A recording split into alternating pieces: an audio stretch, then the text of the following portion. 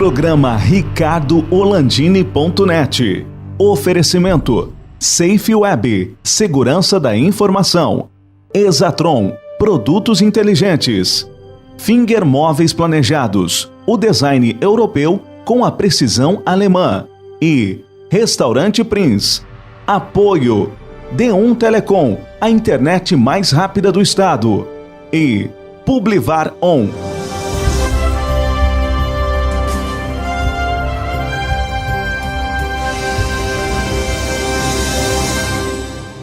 Olá amigos, estamos começando mais um programa RicardoOlandini.net. Pois é, tem uma matéria que não está em nenhum curso da escola, nem mesmo na maioria das universidades, talvez em áreas específicas, administração, economia, talvez no direito tenha alguma coisa, contabilidade com certeza, nas engenharias. Mas é uma matéria fundamental para a vida de todos nós. Essa matéria é administração financeira, isto mesmo. Para falar sobre isso, daqui a pouquinho conosco, o Thiago Lunardi.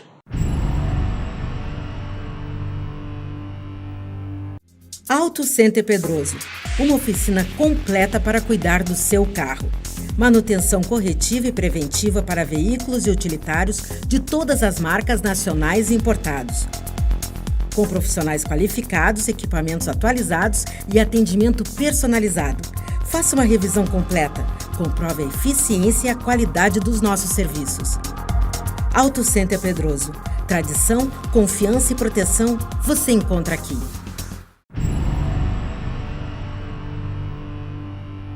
Thiago Lunardi, bem-vindo ao nosso programa aqui, falar de um tema tão importante na vida das pessoas. O Thiago entra na cota dos paulistas, e isso, tem cota de paulista. Eu sou um cara muito justo, tá? Muito justo. Porque assim, ó, nós temos a cota aqui, né? Eu convido um colorado, um gremista. 2 colorados, um gremista. 3 colorados, um gremista. E assim começa de novo. Então aqui é um gaúcho, um paulista, né? E ainda mais torcedor do meu querido porco, né? Eu sou peixe lá em São Paulo, no tempo que eu morei lá em São Paulo, nós torcíamos pro Santos, né? E tu é torcedor do Palmeiras, que tá com o nosso Felipão lá.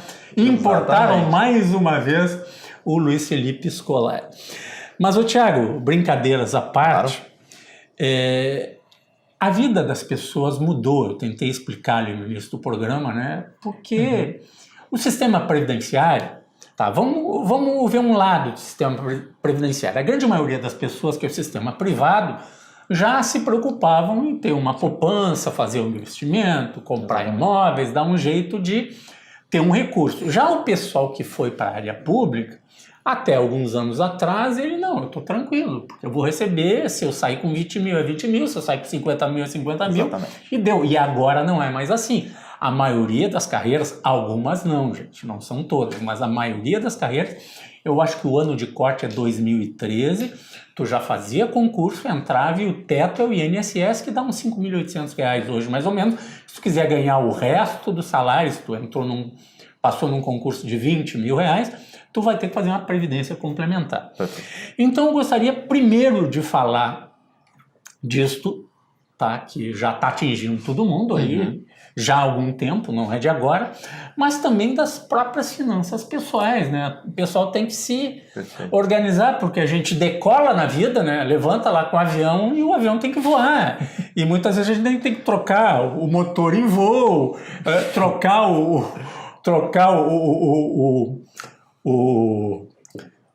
as rodas, os pneus, tu vai ter que dar uma aterrissada lá em voo, né? Abastecer em voo. Exatamente. E tem uma série de problemas. E a organização financeira não é dada em nenhuma escola. Bom, né, primeiro agradecer por convidar, por poder fazer parte aqui. Abrir um espaço para um palmeirense, né? Um palmeirense e paulista. Pô, tô na cota, mas na cota aquela última faixa ali, os próximos vão ter que esperar bastante. Mas é verdade, a questão da educação financeira ou da administração financeira, ela não é dada em nenhum curso regular do ensino fundamental, do ensino médio. Algumas escolas começaram a acordar para isso e trazem trabalhos específicos, mas ninguém ainda abraçou isso como uma causa, como uma cadeira tradicional dentro da estrutura. A gente continua aprendendo português e matemática, mas não aprende finanças, não aprende trânsito, não aprende emocional, não aprende respeito ao próximo, né? São valores que a família tem que passar. A questão é que a família também não aprendeu a educação financeira. E aí ela não tem como passar. Com raras exceções, como você bem citou, os cursos superiores vão dar uma palhinha, ou em alguns cursos mais específicos, ensinar. Mas daí já é especialização, né? O cara vai... Exatamente. É uma área... Tu vai ser engenheiro, tem que estudar alguma coisa da área financeira. Tu vai ser advogado, tem que estudar alguma coisa da área financeira. Administrador, contador, economista, isso aí, né? Perfeito. Aí a gente acaba ficando meio que refém e dependendo muitas vezes do sistema bancário, do gerente do banco, para nos orientar e falar, olha, faz isso, faz aquilo, faz aquele outro. E como todo negócio é um negócio e cada um defende o seu, o gerente sempre vai acabar te orientando, ou na maioria das vezes, não posso generalizar, né? Vai orientar para aquilo que é do interesse do banco, da instituição, e não necessariamente o que é melhor para você. Ou seja, a gente está de mãos atadas. O que ajuda é que hoje, com questão de acessibilidade em termos de canais de YouTube, livros, nós temos acesso ao conhecimento, mas é necessário que eu vá buscar, faça a leitura, o consumo desse conteúdo e interprete ele de uma maneira mais prática, né? E isso acaba faltando. Até foi interessante você citar a questão da aposentadoria, porque muita gente não pensa nisso, ela sempre pensa que o INSS vai prover, vai garantir o futuro dela, mas com essas mudanças até cargos de concurso acabam se restringindo a tetos ou a valores mínimos em relação ao máximo que poderiam ganhar, né? O fato, Thiago, a realidade, a triste realidade brasileira, que nós não temos uma realidade. Vamos pegar um salário, entre aspas, um salário mínimo em alguns países da Europa. Eu sei que, por exemplo, na Itália é 800 euros. Pode não parecer muito lá, mas é um valor teoricamente digno por cara viver. 800 euros dá uns 3.400, 3.500 reais hoje, em reais, tá? Vamos pegar a Alemanha, são 1.500 euros, tá? Vamos pegar outros países, são valores que beiram esses 1.000 e poucos euros. Mas é que o menor salário na Itália, ou na Alemanha, ou na Inglaterra, ou em qualquer país da Europa, a distância entre o menor e o maior é 4 ou 5 vezes. Então, o cara que ganha 1.500 euros, que está na faixa de baixo, a média de cima é 6.000 euros. Aqui não. A faixa de baixo, o salário mínimo está a menos de R$1.000, e na faixa de cima nós temos gente na área pública no Brasil que ganha mais do que o teto, que é R$36.000. Então a distância é 36 vezes ficar só nisso aí, gente. Não é 3, 4 ou 5 vezes. Né? Ou seja, o mínimo que o Estado te daria quando tu tivesse aposentado, aqui no Brasil, um salário mínimo, gente, não são os 800 euros da Itália, que é considerado baixo. Exatamente. Lá na Europa, né? Em tese, a gente deveria ganhar os 3.500 para ter a mesma vida digna que um cidadão europeu tem. Porque lá, ele vai ganhar os 800 e os 800 é basicamente para custeio dele. É questão de moradia e alimentação. O resto ele tem, o governo provê isso de uma maneira mais eficiente que nós não temos que pagar em dobro, né? Uma série de coisas. Exatamente, né? Transporte público. Então ele tem acesso a essas benesses que o governo provê e ele não precisa gastar isso, e nós gastamos em dobro, porque a gente coleta os impostos com o governo para ter esses serviços e temos que pagar para ter um pouco mais de qualidade e conforto. Então nós pagamos 2 vezes pelo mesmo serviço, com um salário que só em dinheiros, né? Eu brinco que em dinheiros é o mesmo. A gente ganha quase 1.000, eles ganham quase 1.000, só que o quase 1.000 deles é muito maior do que os nossos quase 1.000. É que o custo de vida é diferente, né? Os valores são diferentes, né? Tu falasse o caso da saúde, né? Na grande maioria dos países europeus, a saúde é pública e gratuita. Só que não é SUS, gente. Só que não é SUS. Tá? É um negócio interessante. Quem esteve na Europa estudando, trabalhando, alguma coisa, e precisou de atendimento médico, né? A gente há alguns anos é obrigado, quando tu vai para a Europa, fazer um seguro de saúde aqui, porque lá é gratuito total para o cidadão europeu, da União Europeia. Tá? E é uma saúde boa, né? Não é SUS. Né? E aqui é o nosso velho SUS, e ainda tu paga aí 70% do que tu ganha, ainda tu acaba pagando de imposto. Chega a quase 70% a carga tributária brasileira, né, o Thiago? Dependendo dos casos, a carga é bem pesada. Tu vai somando lá um no outro, é um horror, né? É porque a gente tem uma estrutura que ela não é simples, né, de imposto. Você tem um imposto sobre imposto. Quem produziu coletou imposto, quem comprou coletou imposto, quem revendeu coletou imposto e você, quando vai consumir, coleta imposto novamente. Então o que é 20 e 30 se torna muito grande. Não dá para entender 1 litro de combustível, de gasolina na refinaria a R$ 1,10 está sendo vendido a R$ 4,70 na bomba. O cara da bomba está roubando? Eu digo, não, gente. O que vem dali, o lucro é a menor parte, o que vem de baixo para cima é um monte de imposto. E só de imposto de ICMS é 30% aqui no Rio Grande do Sul sobre 4,70. Então, arredondando, tá? Arredondando, 1,60 de imposto, 1,70 é imposto, então sobrou 3. R$3, 1,10 é o custo, daí tem transporte, tudo ali, tem R$1,90, R$1,90, eu estou falando de cabeça aqui, que está o lucro, isso e outros custos que tem para transportar 1 litro de combustível.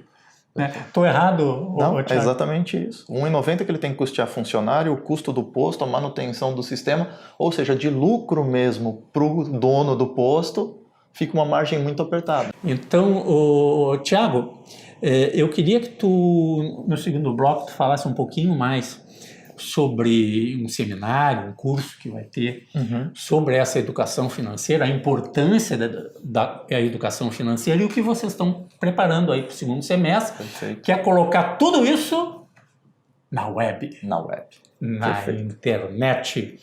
Estamos conversando com o Thiago Lunardi sobre educação financeira e voltamos daqui a pouquinho. O Dr. Fernando Guimarães, que é dermatologista, nos fala hoje sobre cicatrizes e atrofias pós-acne. Olá, nós vamos falar sobre sequelas e cicatrizes pós-acne.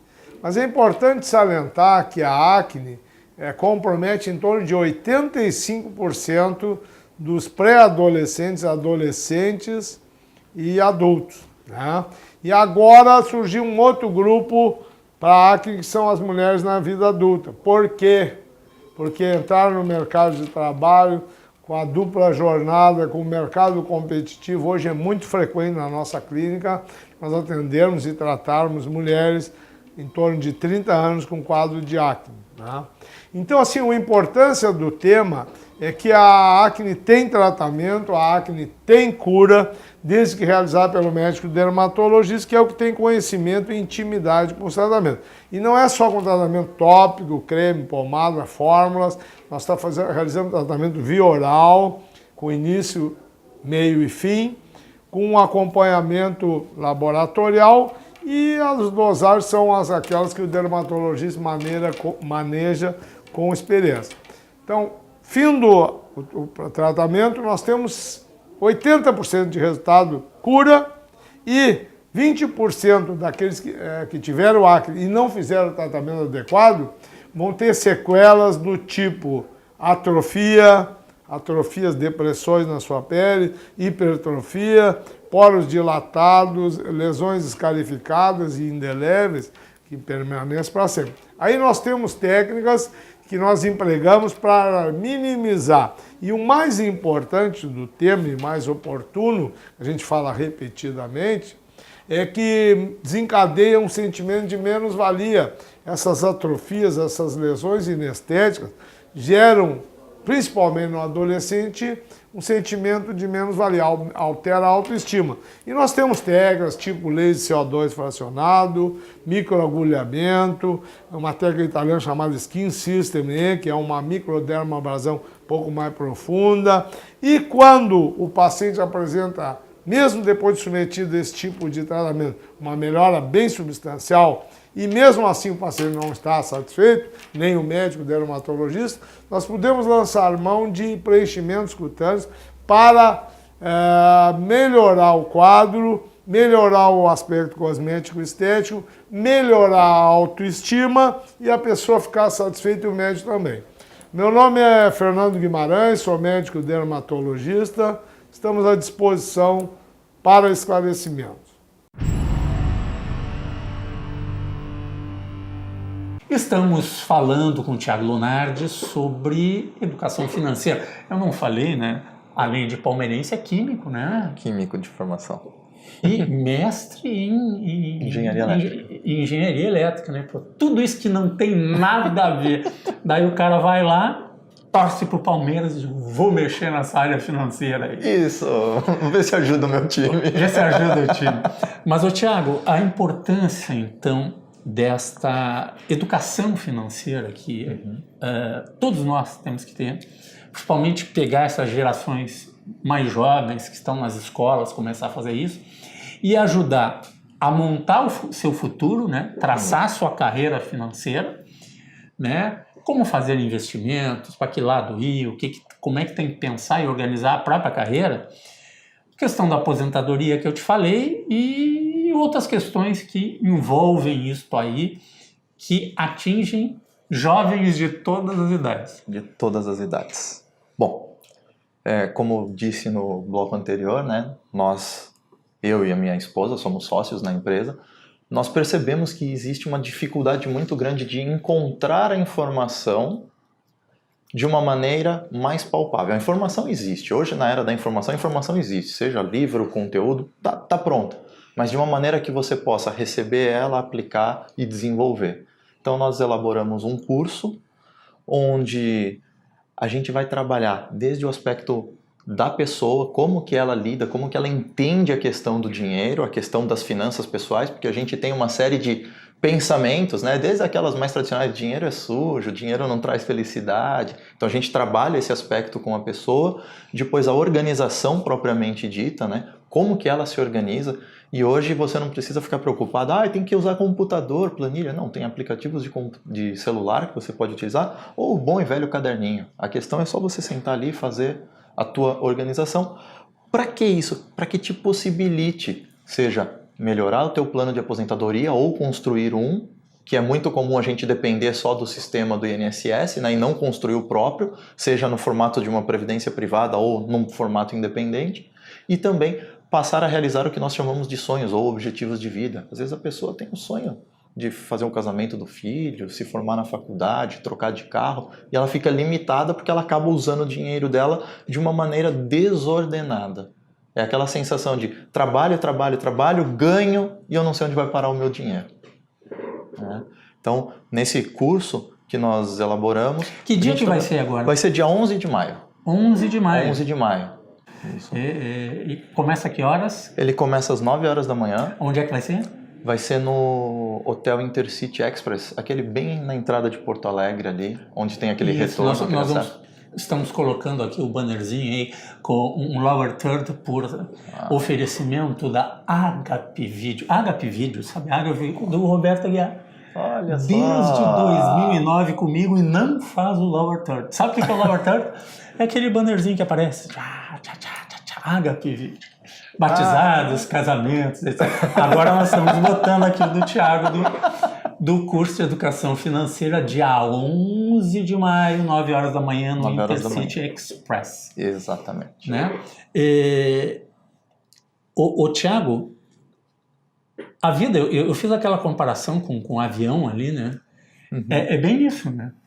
A gente decola a vida, tem gente que não consegue decolar, mas o cara que levanta do chão vai batendo. Uma vez o Chico Anísio contou uma piada muito bacana aí sobre lá em Maranguape, eles tinham uma fábrica de aviões, né? Eles pegaram um ônibus velho, cobriram ele de papelão, e ele, quando decolou, ele usava um ventilador em um Maranguape lá, e ele voava a 1,5 metro de altura. A gente muitas vezes decola nessa vida e a parte financeira parece esse avião de Maranguape, né? 1,5 metro, 1 metro, batendo, chacoalhando, turbulenta, né? É verdade, de papelão, né? Exatamente. Tanto a gente entende que tem essas turbulências que o curso que nós desenvolvemos, ele tem uma analogia com o sistema aéreo. Exatamente. Coincidentemente falei, olha o avião de Maranguape. Né? Mas esse daqui voa um pouquinho mais alto. Voa um pouquinho mais alto. Voa mais alto. Na realidade, o que nós fizemos, né, foi traduzir os termos de aviação para termos de realidade. Então, o piloto é a pessoa, então o piloto tem que estar em boas condições para pilotar a sua máquina, que são as suas finanças pessoais. Então, ele tem a questão da máquina, que são as finanças. Ele precisa saber para onde ele vai, como todo piloto que tem uma máquina precisa saber onde vai chegar, as condições desse movimento. Então, ele tem um plano de voo, né? Perfeito, plano de voo. E tudo isso dentro da aviação é feito com um checklist, né? O piloto, o copiloto, eles estão sempre fazendo checklist, eles duplicam, cada um faz um para ver se está tudo ok. Então o curso também está definido em formatos de checklist. A pessoa, quando ela fizer o curso, ela sabe exatamente onde começar, passo a passo, o que ela tem que fazer para que ela cuide do piloto, da máquina, tenha um plano de voo e levante o seu voo. E aí, mais de 1,5 metro em relação à máquina de Maranguape. Mas é importante tu organizar as tuas finanças pessoais, porque e o casal, tá? Os casados, o casal tem que organizar em casa. Não estou falando só na empresa, a empresa não sobrevive, mas os casais têm que se organizar com isso aí. Porque tem a educação dos filhos, a sua própria educação, tá? Tem que pensar aquele negócio, meus pais, como é que ficam meus pais, tá? Olha, gente, os pais da gente, os avós da gente, é uma herança nossa. Nós não podemos abandoná-los. Se o Estado abandona o cidadão brasileiro, o idoso brasileiro, nós, famílias, não podemos fazer isso com os nossos pais, com os nossos avós, com os nossos tios, que dependem muitas vezes da gente. Exatamente. E tem um plano previdenciário ruim quando tem. Quando tem. Né? Porque nesses anos todos foi passando, foram cortando. O cara ganhava 10 salário mínimo, foi para 9, 8, 7, 6, e agora ele ganha 1,5 salário mínimo quando ganha. Exatamente. Com reajuste desregulado em relação ao reajuste do... E não tem saúde, não tem segurança, não tem uma série de coisas, né? E é complicado. Então, muitas vezes as famílias, o casal herda todo esse entorno. Então, ele tem que organizar a vida como se fosse uma empresa. Exatamente. Ele tem que ter uma estrutura para garantir não só a vida dele, a velhice dele, né? A melhor idade, como dizem, a partir dos 60 anos. Que agora, olha, a partir dos 60 anos, olha, tu pode dizer por baixo que ele tem mais 30, tem mais 50% disso. Pela nossa estrutura atual de sociedade, 85 chega-se tranquilamente. Sim. Então, 85, 90 anos já é uma realidade na população brasileira. São 25 anos a mais do que o período de aposentadoria, se calcula ali como 65 anos, então são mais 25 anos, ou seja, é pouquinho menos de metade daquilo que ele viveu. Isso. Tá? Então ele tem mais 1/3 de vida ali para frente. É um período muito longo para que nem ele nem uma outra pessoa tenha condições de se manter. Não dá para depender do sistema previdenciário, até porque estamos falando de reforma hoje, mas eu não sei como vai ser daqui 10 anos, e daqui 20 anos, talvez tenhamos outras reformas no futuro. A mudança de hoje não é a garantia de que isso vai estar ok lá na frente. Eu tenho uma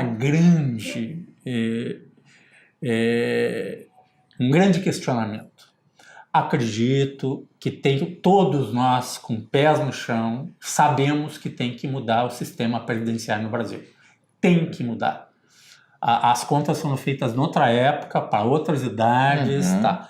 Mas, gente, o grande furo não é na área privada.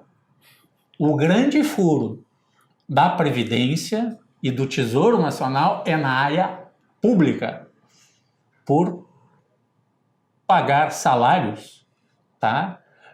Vamos lá, 20 por 1, praticamente. A média... eu vi outro dia, a média de salários na administração financeira federal dos aposentados é 9,5 salários mínimos. E na área privada é 1,5. Deu? É um senhor salário. Olha a diferença de salários mínimos, né? Isso na geral, federal, né? Daí vai lá para o judiciário, é diferente, sai na 0 hora de uma tabela muito bem feita mostrando isso aí. Então isso a gente tem que botar os pés no chão, que o grande furo é na área pública. Eu não estou falando mal dos funcionários públicos, gente. Estou dizendo que está errada a equação. Exatamente. E o jeito é arrumar enquanto temos como arrumar. Se não arrumar isso, como é que 95% da população vai sustentar 5% da população? Não tem como. E a outra questão que acontece no Brasil, né, Thiago, é que está entrando muito menos gente no mercado de trabalho, as famílias estão ficando menores, então as pessoas para pagarem previdência é cada vez menos gente para número cada vez maior de pessoas se aposentando. Estou certo nesse número também, né? Exatamente. Se em 1980, são dados do IBGE, né? A gente tinha uma pirâmide onde muita gente nascia, ou seja, nas primeiras idades ali, muita gente, e ela bem afunilada. Para 2050, a ideia é de que ela se inverta, onde nasça muito pouca gente, tenha muita gente vivendo mais. Então eu tenho que bancar essas pessoas, só que eu estou gerando menos gente construindo o patrimônio financeiro do país para bancar essas pessoas. Eu acho que a saída não é só recolher, mas daqui a pouco aplicar bem os recursos que deveriam sobrar na Previdência no Brasil, né? Ter alguns fundos, alguma aplicação de dinheiro, investimento em alguns bens, alguma coisa que gerasse algum recurso para o futuro, porque senão não vai ter como, porque a pirâmide que estava assim, daqui a pouco vai estar completamente assim e acabou o sistema previdenciário no Brasil. Tiago, mais uma vez, dia 11 de maio, 9 da manhã, Hotel Intercity Express. Exatamente. Né, teremos o curso. Contatos pelo telefone? 98151-8518. Obrigado. Sucesso para o Palmeiras e lá para o Felipão. É um gremista que a gente gosta. Até uma próxima oportunidade na cota dos paulistas. Até lá. Muito obrigado.